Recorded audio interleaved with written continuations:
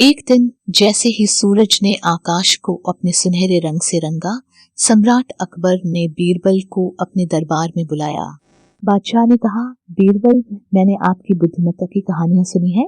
आज मैं आपको बुद्धि की परीक्षा के लिए चुनौती देता हूँ। यदि आप सफल होते हैं तो मैं आपको बहुत अच्छा इनाम दूंगा, लेकिन यदि आप असफल होते हैं तो आपको देश से निकाल दिया जाएगा हमेशा के लिए। बीरबल बादशाह की चुनौती से विचलित हुए बिना मुस्कुराए और बोले, महाराज, मैं विनम्रतापूर्वक आपकी चुनौती स्वीकार करता हूँ। आपके मन में क्या परीक्षा है? बादशाह अकबर ने धूर्त मुस्कान के साथ बीरबल को सिक्कों की थैली भेंट की। बीरबल, इस थैले के अंदर ठीक 100 सिक्के हैं। कुछ शुद्ध सोने के बने हैं, जबकि अन्य नकली हैं और तांबे के बने हैं।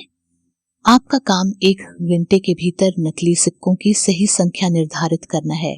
आप सिक्कों को तौल सकते हैं, केवल एक बार बैलेंस स्केल का उपयोग करना। बीरबल ने एक पल के लिए चुनौती पर विचार किया और फिर मुस्कुराए। महामहिम, मेरे पास एक विचार है, उन्होंने आत्मविश्वास से कहा। मुझे अपनी योजना को प्रकट करने के लिए एक मेज और कुछ अन्य वस्तुओं की आवश्यकता होगी। बीरबल के आत्मविश्वास से उत्सुक और चकित होकर बादशाह अकबर ने आवश्यक वस्तुओं को बुलाया और ध्यान से देखा कि बीरबल ने अपनी रणनीति शुरू की। बीरबल ने सिक्कों का थैला टेबल पर रखा और उन्हें 50-50 सिक्कों के 2 बराबर ढेरों में बांट दिया।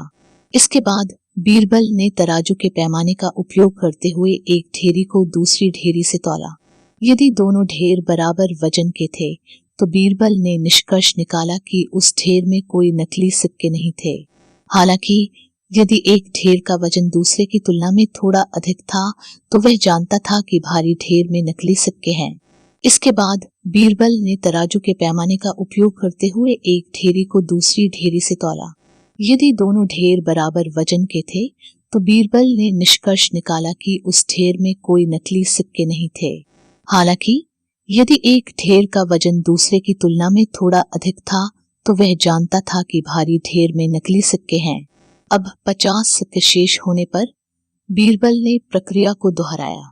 उसने शेष सिक्कों को 25-25 सिक्कों की 2 ढेरियों में विभाजित किया और उन्हें तराजू पर तौला। एक बार फिर ये दोनों ढेर बराबर थे तो बीरबल को पता था कि उस ढेर में कोई नकली नहीं है। लेकिन अगर एक ढेर भारी था तो ये नकली सिक्कों की मौजूदगी का संकेत देता था।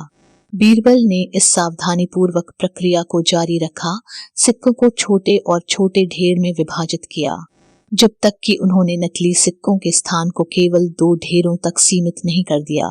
फिर उसने उन ढेरों को छोटे छोटे समूह में बांट दिया, जब तक कि उसने नकली सिक्कों की सटीक पहचान नहीं कर ली। बीरबल की सरलता से चकित बादशाह अकबर ने उनकी प्रतिभा की सराहना की। बादशाह ने कहा, बीरबल, आपने एक बार फिर साबित कर दिया है कि आप मेरे राज्य में सबसे चतुर और बुद्धिमान व्यक्ति हैं। आपने निर्धारित समय के भीतर चुनौती को सफलतापूर्वक पूरा कर लिया है। बीरबल ने शालीनता से प्रणाम किया और कहा, धन्यवाद महामहिम। आपके द्वारा परीक्षण किया जाना एक सम्मान की बात थी।